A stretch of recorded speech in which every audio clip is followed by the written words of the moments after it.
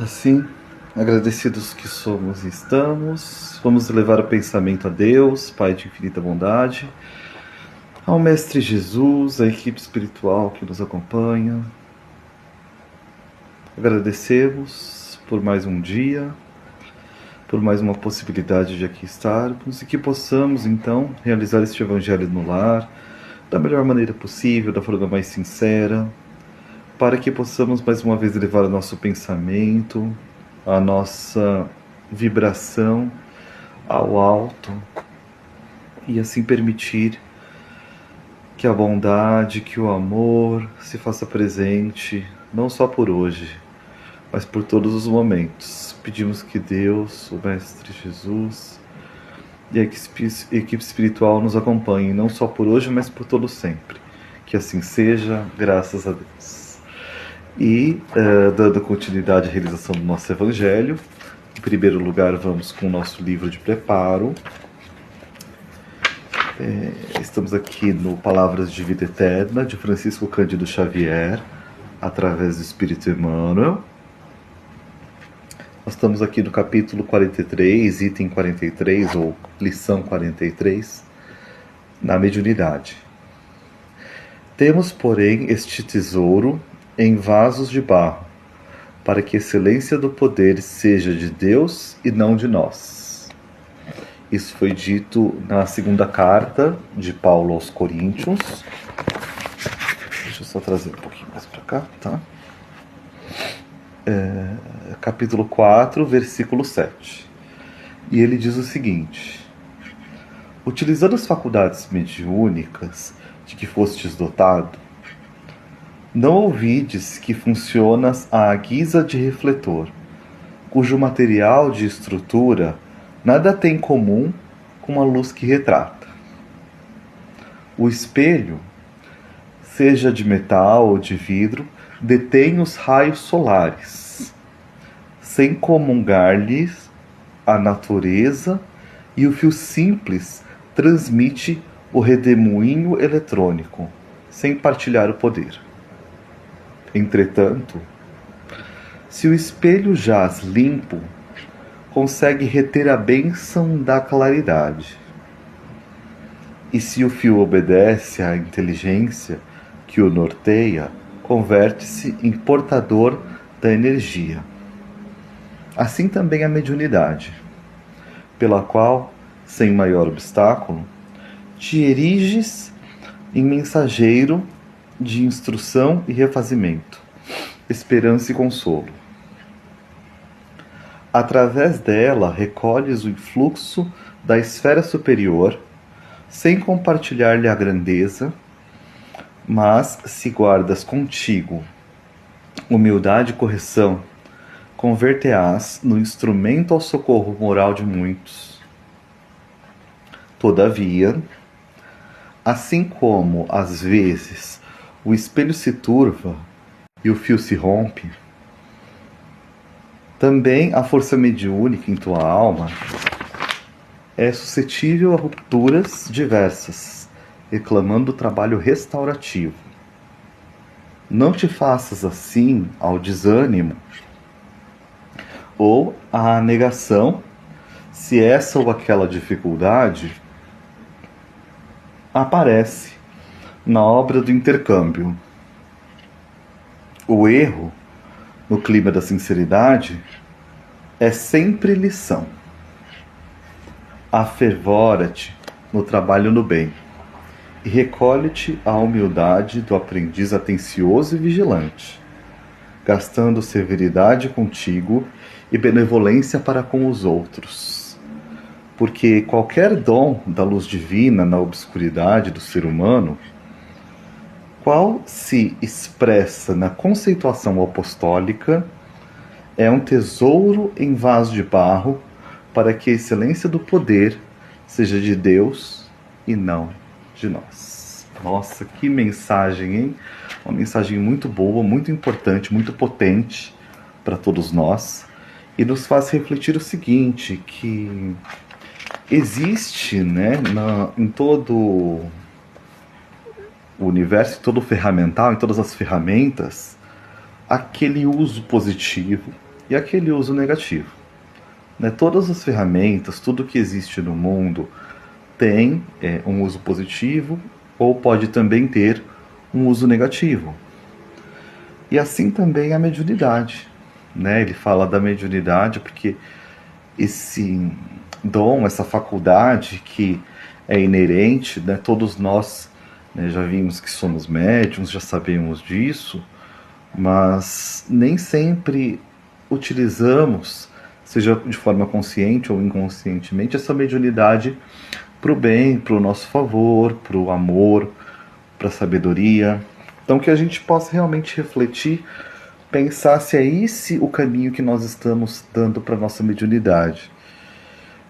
E se nós estamos entendendo que essa mediunidade, como foi aqui no final o Emmanuel, eu acho que ele é muito sábio quando ele fala que a excelência do poder é de Deus, porque Deus, que é o Criador, né,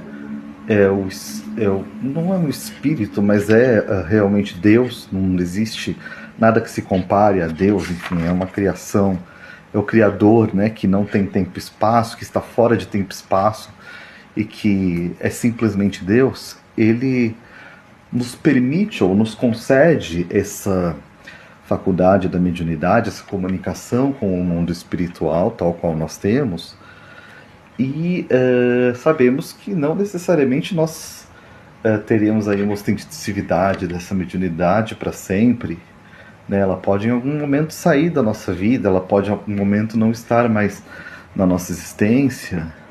Então Deus também pode retirar esse dom ou diminuir esse dom, a depender da forma como nós utilizamos essa habilidade. Então essa lição, esse texto nos traz para a consciência do uso da nossa mediunidade, como é que nós usamos de fato a nossa mediunidade na vida, no mundo, né? E aí, agora sim, dando continuidade ao Evangelho, deixa eu ver uma coisa. Nós vamos então pegar agora o Evangelho segundo o Espiritismo, capítulo 6, capítulo 6, certo? Que é Bem-aventurados os aflitos. Item 8, último item já, finalizando este capítulo do Evangelho segundo o Espiritismo. Para a gente pensar, vamos refletir em cima disso um pouco, né? Vamos lá. Deus consola os homens e se dá força aos aflitos. Só passar pra cá. E se dá força aos aflitos que lhe a pedem. Seu poder cobre a terra, e por toda parte, ao lado de uma lágrima, ele é um bálsamo que consola. O devotamento e a abnegação são uma prece contínua e encerram um ensinamento profundo. A sabedoria humana reside nessas duas palavras.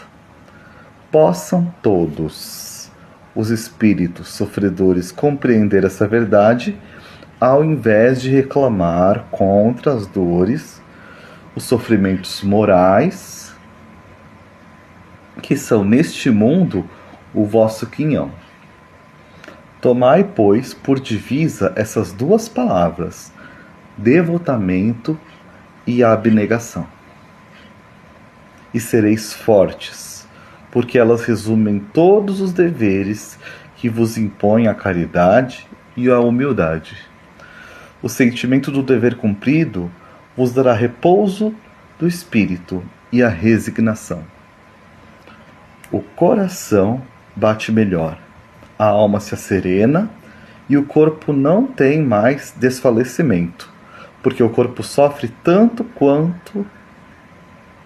mais quanto o espírito que está profundamente atingido. Também o Espírito de Verdade, em Hove, 1863. Aqui, na verdade, nós temos a grande potência de Deus, né? Deus, nosso Pai, Deus que nos concede a vida, que nos permite esta reencarnação e nos permitirá diversas outras, se assim for do nosso merecimento, se assim for da nossa necessidade, Ele nos dá uma potência também. Ele nos permite sermos fortes, sermos potentes e dessa forma agir no bem, fazer o bem de alguma maneira, de alguma forma. E aí a gente tem essa ideia aí de você poder ter essa força, né? Mas ao mesmo tempo ele nos pede o devotamento e a abnegação. É você ser devotado ao quê? À prática do bem, à prática do amor, da caridade, né? Ao respeito ao próximo, à compreensão, ao perdão e à abnegação, né? Você não ter essa vocação realmente para com o próximo, você ter esse comprometimento também junto ao mundo para com o teu semelhante.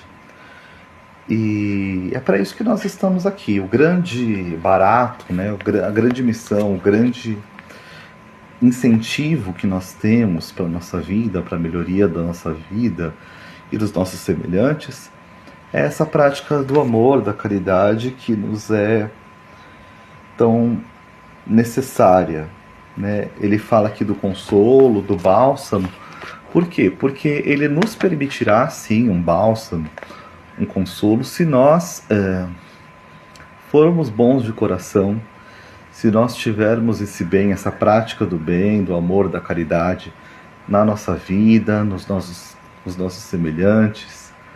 E é para isso que nós estamos aqui, para praticar esse amor, para colocar isso em prática, colocar esse perdão em prática, colocar esse amor em prática, e é para isso que nós existimos. Então essa lição, ela nos faz lembrar que sim, né, existem lágrimas, existem sofrimentos, mas nós precisamos passar pela compreensão desses sofrimentos. Nós precisamos entender que esses sofrimentos, enquanto espíritos que estamos, enquanto nós, espíritos, estamos encarnados no mundo de provas e expiações, passamos aí por diversos conflitos, por diversas situações, esses conflitos eles ainda virão. E aí cabe a cada um de nós ter esse entendimento, ter essa compreensão, né? Bom, fazendo agora a continuidade das preces, vamos pedindo a Deus, ao Mestre Jesus, à equipe espiritual, que realize então a fluidificação das águas, as águas da caixa d'água, da tubulação, que essas águas recebam o lenitivo, o remédio, para a nossa melhoria do corpo físico e espiritual, se assim for de nosso merecimento. E que ao termos contato com essas águas, que possamos sentir a melhora dos nossos corpos físicos e espirituais, se assim pudermos, se assim nos for concedido. Mais uma vez, vamos elevar e vamos doar um pouco do muito que recebemos em forma de vibração, por aqueles que sofrem, pelos que choram, pelos que estão desesperados, pelos que pensam em abreviar a vida. Vibremos pelas crianças abandonadas nas ruas, pelos idosos no término da encarnação. Vamos vibrando por todos aqueles que estão encarnados com tarefas definidas, para que cumpram seu propósito. Vibremos por aqueles que sofrem do corpo físico, pacientes, pela equipe espiritual, por todo o corpo da saúde, pelo corpo educacional, por todos os professores também. E assim pedimos permissão para vibrarmos pelas nossas intenções particulares, para vibrarmos pelos nossos parentes, amigos, familiares, em especial por nós mesmos, para que sigamos firmes nos nossos propósitos. E ainda com esse pensamento na luz, vamos agora agradecer essa possibilidade de aqui estarmos, de realizarmos este Evangelho, que possamos trazer essas mensagens de Jesus para a nossa vida, para o nosso dia a dia, que possamos assim estar mais fortes e fortalecer os nossos semelhantes nas práticas do amor e da caridade, que possamos estar aqui novamente realizando este Evangelho. Que assim seja, graças a Deus e graças a Jesus.